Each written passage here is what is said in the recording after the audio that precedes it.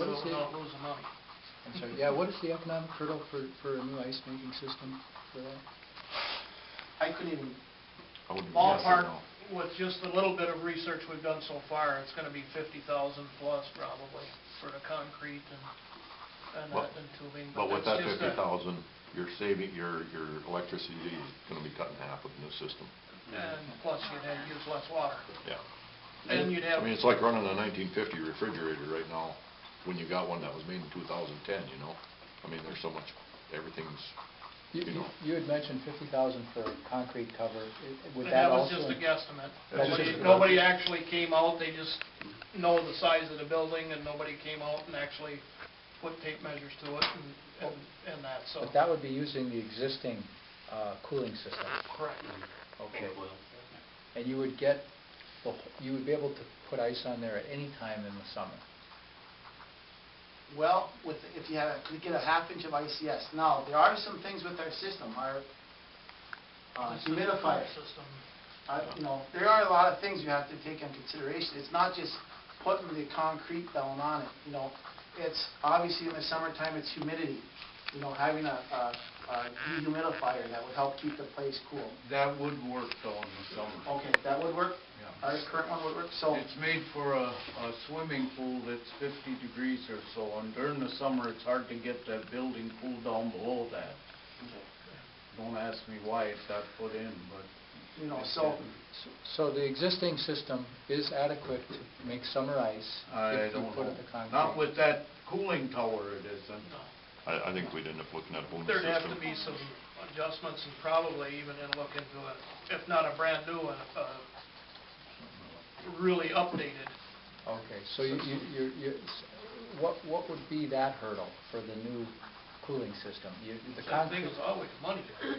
Well, how much? I mean, I guess I'm guessing, what I'm trying to. At this point in time, we don't know yet because we haven't started researching it. This is just things that, and that's why we're forming after this workshop, we're going to form committees, and those committees are going to go out and start, Pricing that stuff. you know, You don't getting really have a information, handle on gathering it. all the information and everything. And there's a lot of information out there. I know earlier this fall, a salesman from Becker Arena Products showed up one night when we were making ice.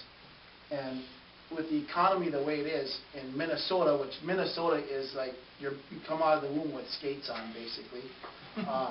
You know, he had said there's so many rinks being built in Minnesota and so many rinks that are closing because of the economic times and everything else is going on.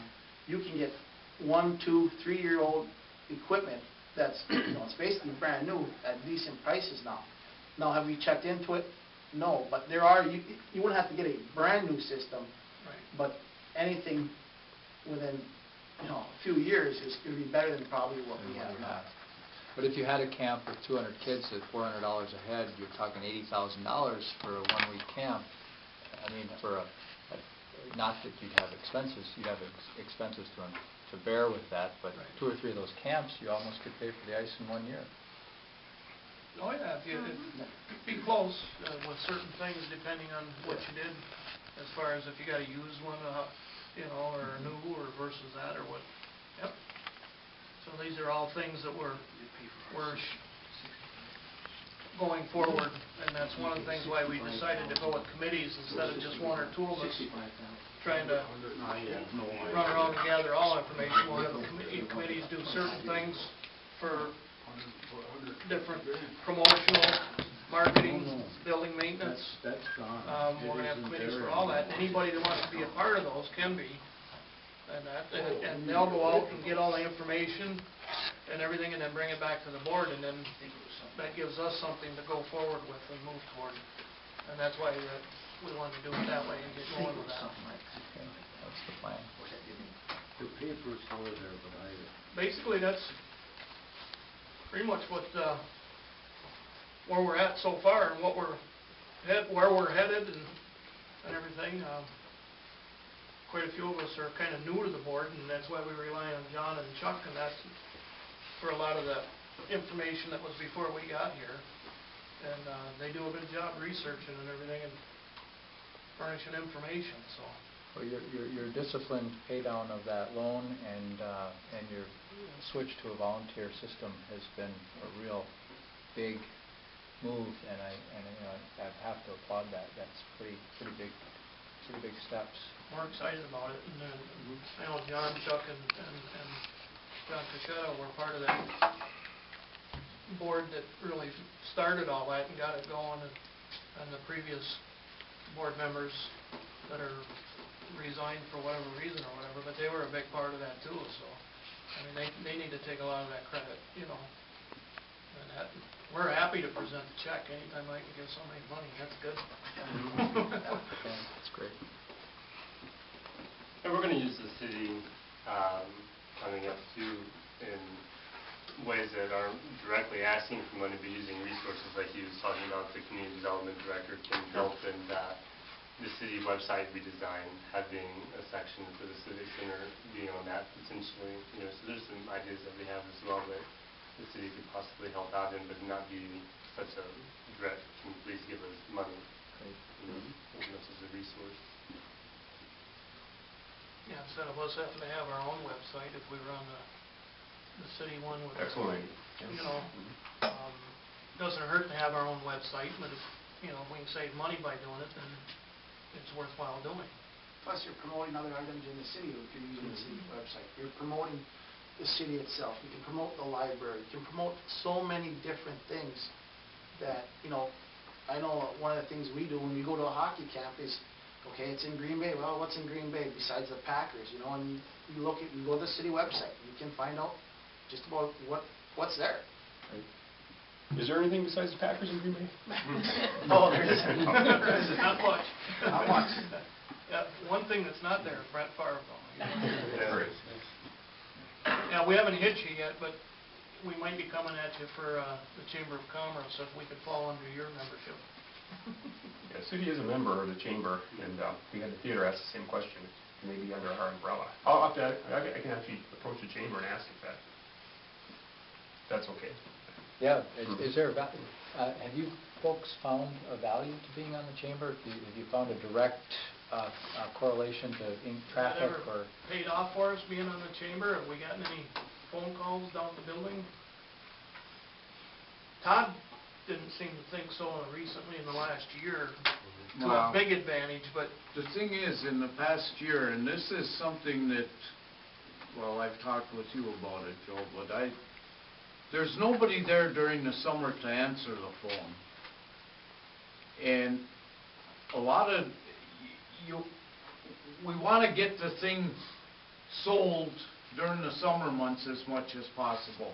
But you can't sell something when you don't talk to people. And should they call looking, I know we used to have the Lipazans came in 2-3 times.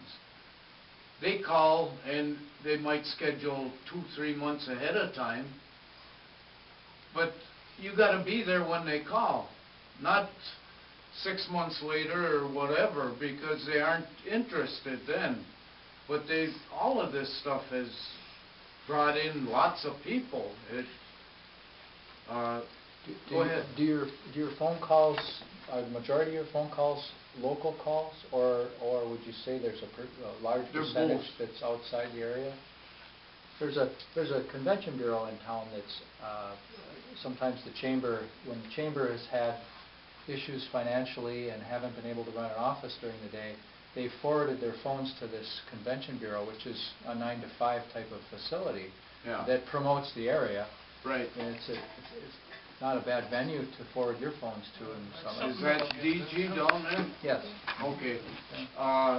We belonged to that at one time, and then we kind of gave it up because we didn't feel we were benefiting any from it. Okay. I'm not saying we wouldn't, that was, I believe, before DG. Okay. And I don't know what to say now.